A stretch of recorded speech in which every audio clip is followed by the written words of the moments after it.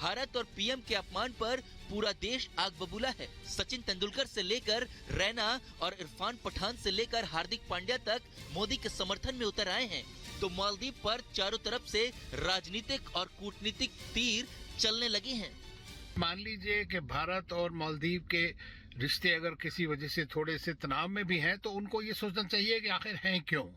क्योंकि भारत ने कभी भी मालदीव्स का बुरा नहीं चाहा, अपने किसी भी नेबर का बुरा नहीं चाहा। नेबरहुड फर्स्ट पॉलिसी में विश्वास रखते हैं, सबको सब कुछ प्रोवाइड करने की कोशिश करते हैं नॉन रेसिप्रोकल वे में।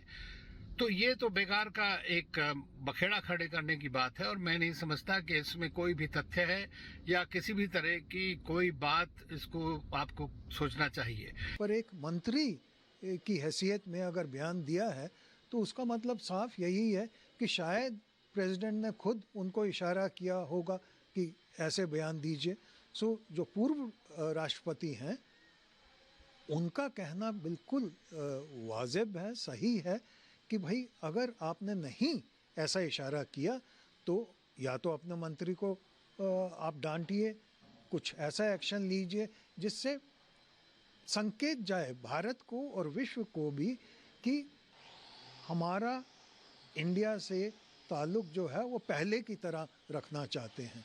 अगर नहीं ऐसा कोई संदेश गया तो इसका मतलब ये है कि जो करंट राष्ट्रपति हैं वो जैसा उनका पहला रुख था इलेक्शन से पहले वैसा ही चलता रहेगा। फिल्मी सितारे अक्षय कुमार, सलमान खान से लेकर जॉन अब्राहम और कंगना रनावत से लेकर श्रद्धा कपूर और सिंगर कैलाश खेर तक मोदी और देश के साथ खड़े हैं। नहीं, आपको समझना पड़ेगा, उनका घर वो सारों के होटल हैं, वो सब होटल को ओन करते हैं, वहाँ के नेता ओन करते हैं। 90% of the hotels of Maldives are owned by all the netas. तो उनको हार्ट अटैक आ गया कि इधर इंडिया वाले लक्षद्वीप में मालदीव्स बनाने की कोशिश ना करें। इंडिया ने अगर मोदी जी ने ठान ली ये बात तो trust me, Lakshadweep will be the number 1 destination in the world. शर्मनाक बयान से बवाल बढ़ा तो मालदीव को अपने 3 मंत्रियों की छुट्टी करनी पड़ी।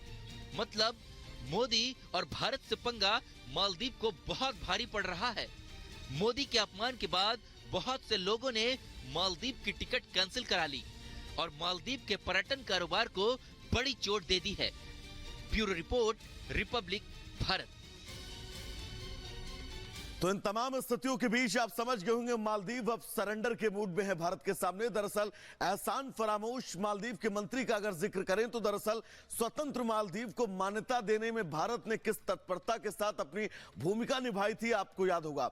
1988 में भारत ने सेना भेजकर तख्ता पलट को रोका था। सबसे पहले सुनामी के दौरान करोड़ों रुपए की वित्तीय सहायता मालदीव को भारत की तरफ से दी गई थी, जिसको अब मालदीव भूल चुका है और अब चीन फरामोश वो हो रहा है।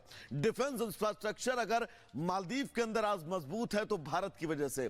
मालदीव के सैनिकों को भारत के अंदर ही ट्रेनिंग दी जाती है, उन्हें दक्षता कुशल जो है वो भारत के अंदर ही दी जाती है। 2010 से 2013 में 2 रेस्क्यू हेलीकॉप्टर भारत ने मालदीव को गिफ्ट किए थे। 2018 में पेयजल संकट से निपटने के लिए मालदीव को जब भारत ने पानी भेजा था वो भी दिन और वक्त आपको याद होगा। यानी कि ये वो तमाम एहसान है। 2020 में चाहे मीजल और रूबेला वैक्सीन की बात करें जो भारत ने मालदीव को दी थी। कोविड के वक्त याद करिए जब 2000 करोड़ रुपए की आर्थिक मदद भारत ने मालदीव की थी। कोविड वैक्सीन की बड़ी खेप मालदीव को भारत ने पहुंचाई थी, लेकिन मालदीव किस तरह से भारत के खिलाफ षड्यंत्र रच रहा था उसके आगे जब भारत ने बायकॉट किया तो अब मालदीव को सरेंडर करना पड़ा।